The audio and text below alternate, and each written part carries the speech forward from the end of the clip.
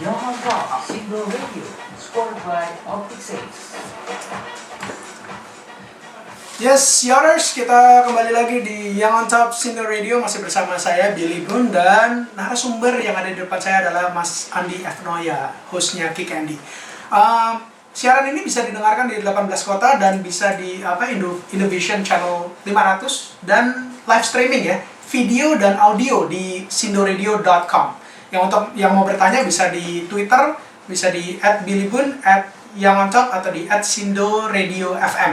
Oke, ini pertanyaan udah banyak masuk, tapi saya masih mau nanya dulu ke Mas Andi di sini. Kalau tadi sebelum ini kita ngomongin tentang pentingnya lentera jiwa, Mas Andi. Nah, kalau mahasiswa tadi kan kita juga nyempet bilang bahwa banyak yang disuruh orang tua gitu. Ya, kalau pandangan Mas Andi sendiri, apakah mereka ini harus nurut? Apakah mereka harus mencoba berargumentasi dengan orang tua atau gimana? Kondisinya berbeda-beda ya. Saya mungkin ini karena kebiasaan ya, orang tua memberikan beberapa pilihan yang bisa kita bantah atau kita argue ya.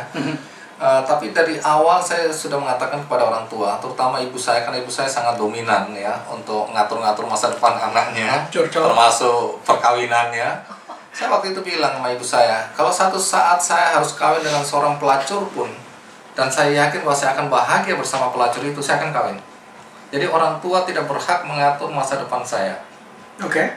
Ya, mengarahkan boleh tapi tidak bisa menentukan. Ini kelihatan terlalu kasar dan keras untuk mungkin budaya-budaya tertentu. Yeah. Tapi di keluarga saya keterbukaan semacam ini sudah biasa. Dan ini statement yang harus dihargai oleh orang tua. Dan itu memang keyakinan saya. Tapi tidak semua anak punya kemewahan seperti ini untuk membantah orang tua. Tapi saya pribadi melihat banyak orang tua yang pada dasarnya sekarang ini sudah sangat terbuka untuk berbicara dengan anak-anaknya. Tapi faktor yang sering ditemukan adalah ketika orang tua bertanya kepada anaknya, "Anakku, kamu ingin jadi apa nanti?" Anaknya menjawab, "Nggak tahu. Entah yang mengalir aja deh," gitu loh. Itu yang bikin orang tua worry jadinya. Orang tua kemudian bilang, "Kenapa kamu nggak jadi A, nggak jadi B, nggak jadi C?" Misal, dengan segala macam. Udah gampang aja, sehingga orang tua mulai intervensi di situ. Karena anaknya sendiri nggak tahu arahnya mau kemana. Oke, tapi kalau buat si anak yang udah tahu maunya gimana, sebaiknya dia argumentasi ya dengan orang tua ya. Ini hidupnya dia ya, dia ambil keputusan untuk dijalani. Iya, dan mereka tentu tahu cara yang terbaik. Kan masing-masing orang dengan budayanya tadi, dengan latar belakang ya, dengan status sosial masing-masing tentu punya cara untuk menceritakan keinginannya kepada orang tua, atau melalui omnya, tantenya, orang yang didengar oleh orang tuanya, atau melalui contoh-contoh dia menceritakan bahwa jadi lawyer itu enak ya, jadi lawyer itu begini begitu dan seterusnya. Dan lama-lama orang tua bilang, "Oh, kamu suka nih, kamu berminat." Lama-lama terbuka. Mungkin orang tua tidak tahu bahwa pekerjaan sebagai lawyer mungkin selama ini dianggap negatif, ternyata ada sisi positifnya. Jadi memberikan informasi-informasi tambahan kepada orang tua itu juga cara yang efektif. Sehingga orang tua terbuka mata, oh iya juga, tidak harus jadi seperti dirinya. Anak saya tanya, "Kamu mau jadi seperti ayah nggak? Siapa di antara 3 anak saya laki-laki ini yang ingin mengikuti jejak saya?" Nggak ada yang mau. Gitu lah. Untuk apa jadi wartawan? Ya tersinggung juga kita sebagai ayahnya. Ya, jadi masing-masing orang. Akhirnya saya bilang, ya silakan pilih anak saya. Yang kedua, tiba-tiba kaget-kaget malam-malam istri saya bilang, "Kamu tahu nggak anakmu udah daftar sendiri?" Padahal dia belum ada diskusi dengan saya. Daftar kemana? Itu di SGU. Apa, jurusan apa? Perhotelan. Dari mana saya nggak pernah cerita tentang anaknya hotel, profesi hotel ya. ini. Tapi dia memilih. Saya panggil, "Kamu yakin? Ya sudah, jalan."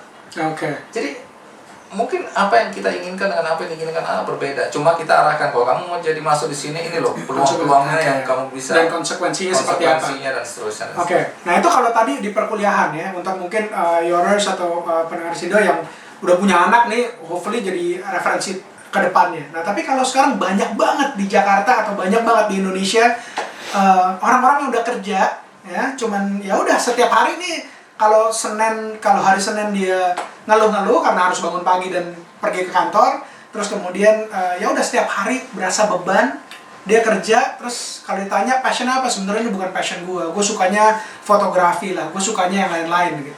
Nah, buat mereka kan nggak gampang nih untuk langsung keluar karena mereka mungkin udah punya keluarga. Nah, kalau pandangan Mas Andi gimana? Iya, itu ketakutan yang wajar ya, dimanapun juga. ada yang merasa terjebak sampai pada saat dia S1 selesai, dia merasa ini bukan sebenarnya bidang yang aku cintai, aku sukai. Tapi karena ijazah yang dia pegang, kemudian membuat dia terpaksa ya untuk terjun ke bidang yang memang dia pelajari sejak di bangku kuliah. Dan penderitaannya akan semakin panjang. Lalu pertanyaannya, untuk apa kita hidup kalau kemudian kita tidak bisa menikmati hidup itu sendiri? Penderitaan. Saya misalnya punya salah satu teman, seorang presiden direktur dari sebuah perusahaan asuransi. Presdir. Sukses berarti. Sukses. Ya, secara karir sukses, perusahaannya bagus. Dia bilang, Andi Noya, aku ini sebenarnya iri betul sama hidupmu ini. Kamu menemukan apa yang kamu sukai dalam pekerjaan. Aku, uangku banyak, tapi aku nggak bahagia dalam pekerjaan, konteks pekerjaan. Iya.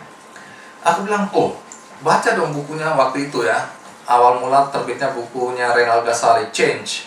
Ubah haluanmu, berapapun jauh kamu sudah melangkah, mundur untuk kemudian maju lagi kepada arah yang kamu cintai. Karena itu pasti sukses. Kalau kita mencintai pekerjaan kita, orang lain kerja 2 jam, kita bisa 10 jam tanpa terasa. Karena enjoy. Dan karena kita berminat, kita menggali semua ilmu-ilmu yang berkaitan dengan apa yang kita minati. Akibatnya kita bisa nyalip orang-orang yang sudah jalan duluan. Nah, tapi tidak, dia bilang, aku nggak punya keberanian seperti itu. Kenapa? Anakku udah sekolah di luar negeri. Istriku mungkin nggak siap. Selama ini dia sudah menikmati, tanda kutip, belanja-belanja itu.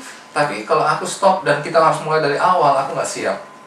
Nah, saya tadi kebetulan nih, Bill, baru aja telepon-teleponan sama Pak Joni Rahmat, bosnya Harley Davidson. Dia juga ini ya, banting setir ya. Saya bilang, Pak Joni, saya ini mengagumi Anda.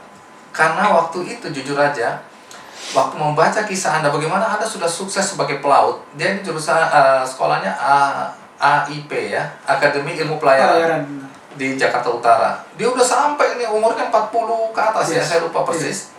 Kemudian dia menyatakan, dia merasakan ini bukan panggilan hidupku, ini bukan passionku jadi pelaut. Padahal dia pangkatnya udah tinggi, sebentar lagi udah captain atau bahkan sudah captain.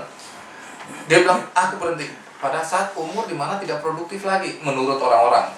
Dia mundur, kemudian dia mulai merintis karirnya baru. Sekarang apa yang terjadi? Dia presdir ya dari PT apa itu, Harley Davidson Indonesia. Artinya apa? Memang kalau kita yakin bahwa passion kita di satu tempat, jangan takut untuk ambil risiko itu. Tapi menurut Pak Joni tadi, risiko itu harus terukur juga, jangan ngawur gak keluar. Itu apalagi kalau kita sudah menikah. Nah, kalau bagi anak-anak muda, saya melihat gini. Kemarin kan Kik Andy juga selain mengangkat yang on top, yang mengangkat Billy Boone dan teman-teman yang bagaimana di usia muda. Jadi ini waktu itu kita angkat yang on top di Kik Andy, tujuannya akan membuka mata anak-anak muda bahwa untuk sukses tidak harus menunggu urut kacang. Tunggu dulu dong, aku kan umurnya segini harusnya sampai di sini saja. Umurnya segini harus sampai situ. Yang tua yang duluan dong harusnya sukses. Ternyata yang on top ini mengubah paradigma berpikir anak muda bahwa mau sukses besok pun harus bisa dong. Kita nggak harus menunggu untuk kemudian ya kakakku dulu yang sukses baru aku. Nggak ada. Kalau kakakku terlambat, aku duluan. Kenapa tidak? Karena aku punya keinginan hari ini karyaku dihargai, hari ini apa yang aku perbuat dihargai. Nah, dari situ kemudian yang auto berkembang, meracuni anak-anak muda sehingga anak muda sekarang berpikir, ya udah memang sukses itu tidak harus dibatasi oleh usia, tapi bukan dengan cara-cara yang mengembangkan intrik tadi. Harus berintegritas ya. Suap, harus punya integritas. Kita sukses karena kemampuan kita. Bukan karena kita penggal peluang teman kita, kita bayar atasan kita, orang-orang yang bisa mempengaruhi karir kita, bukan itu. Makin panas di sini, Yours. Jangan kemana-mana karena kita akan break. Setelah ini akan saya bacakan pertanyaan-pertanyaan yang udah masuk di Twitter maupun di Facebook ya, yang dari tadi siang saya sudah buka. So don't go anywhere.